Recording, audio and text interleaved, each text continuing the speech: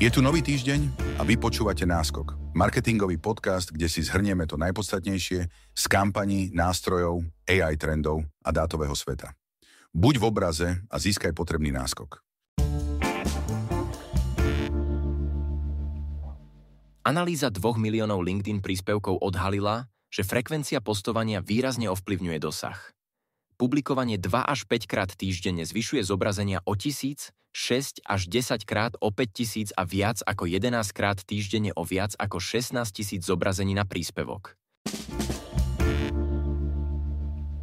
Google Ads rozšíril reporting výkonnosti jednotlivých sietí pre Performance Max kampane na úroveň účtu, čo umožňuje jednoduchšie sledovať výkonnostné trendy, porovnávať výsledky a optimalizovať kampane.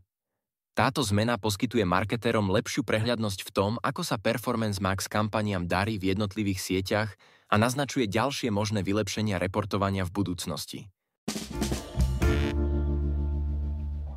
Google oznámil augustovú aktualizáciu zameranú na spam, prvú v roku 2025, ktorá platí pre všetky jazyky a lokality a bude trvať niekoľko týždňov.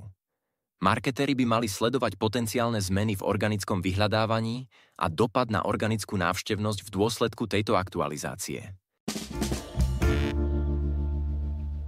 Google predstavil nový nástroj na generovanie videí s obrázkov pomocou AI, ktorý je dostupný pre platiacich zákazníkov Google Workspace.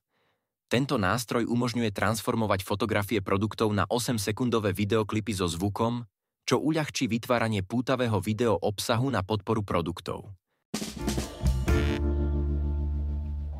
Google zlepšil generáciu obrázkov v aplikácii Gemini pridaním funkcií konzistentnosti postáv, ktoré umožňujú zachovanie vzhľadu a vlastnosti postáv naprieč viacerými generáciami a úpravami. Google plánuje zobrazovať viac odkazov v AI móde. Zavádza integrované karusely odkazov a zlepšené zobrazovanie odkazov na počítačoch. Instagram zavádza nové možnosti na prácu so správami, vrátane filtrov podľa rôznych parametrov a možnosti vytvárania vlastných priečinkov.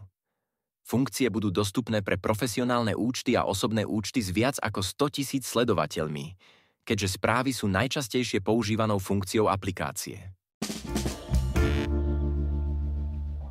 Instagram testuje funkciu Picture-in-Picture pre Reels, ktorá umožní používateľom sledovať videá aj mimo aplikácie. Táto možnosť, už dostupná na TikTok a YouTube, môže zvýšiť mieru udržania divákov a predĺžiť sledovanie obsahu, keďže ľudia môžu videá sledovať počas multitaskingu.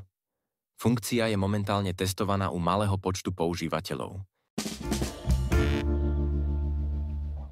Meta uzavrela partnerstvo s Midjourney na zlepšenie vizuálnych generatívnych nástrojov AI. Cieľom je maximalizovať estetický potenciál s cieľom vylepšiť nástroje na generovanie reklám. YouTube ponúka 7 typov na generovanie nápadov na videá, vrátane riešenia problémov, využívania trendov a spätnej väzby od publika cez ankety. Odporúča tiež analyzovať úspešné videá pomocou YouTube Analytics a využívať funkcie ako napríklad automatické doplňanie vyhľadávania na získanie inšpirácie k tvorbe.